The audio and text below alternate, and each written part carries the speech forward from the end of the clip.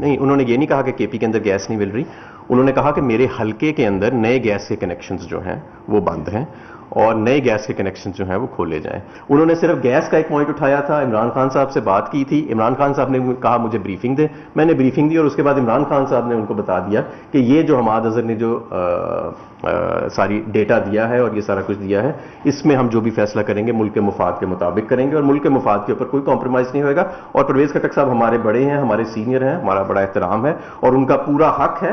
یہ ہماری وراثتی پارٹی نہیں ہے جہاں پہ کوئی بچہ بھی آ کے بیٹھ جائے پارٹی لیڈر کا تو ساروں کا سانس رک جاتا ہے.